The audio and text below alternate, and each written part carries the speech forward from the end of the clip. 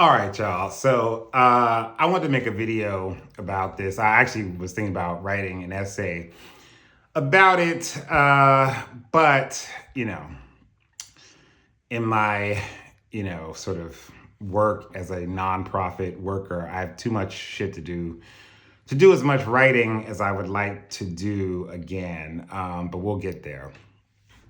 But anyway, I want to talk about this Luther Vandross documentary. So I just watched it. I missed it New Year's night or whatever, and just was able to catch it. And I found it very frustrating. People who know me probably know why. So, first of all, I'll say this: that I think that as far as like biographical documentaries at this point, particularly of musicians, that I've seen in the last few years are, often hard. They're hard to do, right? Especially when you're working with an artist whose, work has spanned a very long time. There are a lot of different ways you could kind of like tell a story about a person. And so, I'm conscious of that, right? And I'm also conscious of the balance that I feel like, music documentaries in particular have to sort of juggle, which is, how much do you foreground the artistry of the person and their success and the, ups and downs of the industry or their careers, or even of their creative process, and how much you balance that against, the sort of personal details of their lives, right? And those things are hard to do. And sometimes, they go in too far in one or the other directions. I've been saying for the last couple of years, after the Tina Turner documentary happened, which I was super excited to see. I've been a Tina Turner fan my entire life. I felt like the documentary did the exact thing that it was critiquing, right? That documentary leaned so much into her personal life. And essentially the thesis of that documentary is, after leaving Ike Turner, Tina Turner still had to deal with the specter of Ike and all the violence of those years at every turn for the rest of her life. In interviews, the film that was made and the rollout of that, to comedians, and even down to the memes and the ways in which people reference Eat the Cake anime or that, meme of Lawrence Fishburne as Ike Turner that continues to circulate. That I get why it's funny in different contexts, but I don't use it for all of those reasons, right? So that documentary basically is a critique of everything that happened to Tina Turner in terms of her career and the continuing having to sort of focus on Ike for the rest of the world to hear more about, and not focus on her art, right? And I feel like that film actually did exactly that. It focused entirely on that question of Ike in her career, and we learned very little about her artistic process, how she learned to sing, song choices, how albums got put together, all the kind of things like that, how producers get chosen. Like, to me, those are the things that are very interesting about art and artists, and we usually don't get a lot of that in a lot of the documentaries and biopics that are made. So I say all that to say, with this Luther Vandross, documentary, produced or at least distributed by CNN, it kind of did the opposite in a way, right? It went out of its way, I think, to avoid in-depth discussing certain questions. And of course, I'm talking about the question of Luther Vandross's sexuality, and not just his sexuality just for its own sake, but the way in which that kind of developed, him as a person, him as a singer, and how it also impacted not just his personal life, but his actual career, right? So in a 2-hour documentary, we don't even get into that question until 90 minutes in, right? Which is crazy to me for so many reasons. First of all, in that segment, where they really, in addition to talking about Luther Vandross's sexuality, they talk about, just his a sense of real loneliness that he grappled with, right? And sadness around, having all this success and reaching, his age, certainly in later years, and not having, had any kind of like long-term relationship or partner at that point, right? And that's something a lot of people deal with, but particularly queer folks, I think, who are single, after a certain age. I just turned 50, so I understand these kinds of questions. So the film kind of gets into that a little bit, and they talk about the song Any Love, which is one of my favorite Luther Vandross songs. They talk about how much that song was, and they use a footage of him saying that was the most autobiographical song that he ever wrote, because it was exactly how he felt at that moment when he wrote it. And the song is about, being lonely and can anybody find any love, right? All of that. And so, because to me, if the documentary ends up saying that Any Love as a song is the most important sort of song to Luther and his life and his career, and the undercurrent or the subtext of that song also has to do with being a Black gay man who is, arguably the most famous Black gay man, in music at that point, and to deal with that kind of deep grief and loneliness, was the most important song that he ever wrote to him, and that issue, right, being the most important kind of thematic. And yet we only get a few minutes of it, right, in any real way. And so it's frustrating to me because we're in 2025. And, we continually have to deal with the way in which our stories as Black gay men, Black queer folks, what have you,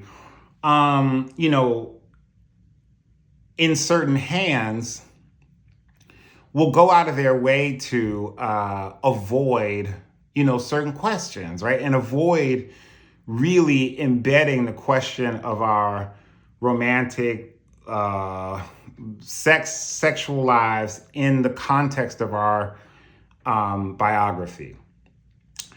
And, so there's that. And then there's a piece of it to me that also just like made me so angry was, hearing Richard Marx, right, who seems to be a really nice guy, was obviously a very good friend of Luther Vandross's or whatever, basically allude to, in years after Luther passed, hearing, people who said, I think as he said, people who were supposed to be friends of Luther's discuss his sexuality publicly, which was something that Luther refused to do, even when asked to do. That somehow they were, some kind of traitors to him. And then, of course, the documentary cuts to now that famous interview with Patti Labelle on Watch What Happens with Andy Cohen, say, that why Luther was gay, and this is why, he told her that he didn't, kind of come out, was really about, his mother. And the documentary also talks about just the sense of stigma and shame. And I would argue, right, that I would say that, well, first that the documentarians and some of the people like Richard Marx interviewed in it would probably say, well, we wanted to honor the way Luther would want this story told, right, as a way to kind of take any responsibility for how you deal with a biographical subject, right? Published at a news organization, the biggest news organization in America, right? Knowing that they're tanking and their ratings are going down. But you know what I mean? The brand CNN is like the news. And for something produced for a ostensibly journalist outlet that clearly goes out of its way to avoid certain questions, even if the deceased subject would have wanted you to skirt around or not really deal with, to me is just, it's infuriating. I was infuriated and I was insulted as a Black gay man watching this documentary. Incredibly insulted. I just felt like, yeah, they could have just done better, right? They could have brought that into the fuller narrative much sooner as a way to really understand him as an artist. Growing up as a Black gay man in the Bronx, right? In New York at that time, right? In the, kind of coming of age in the 60s and 70s, right? And then being a Black gay man as the most famous Black gay, artist from America, certainly in the 1980s and 90s, and what the background AIDS epidemic must have meant to him, right?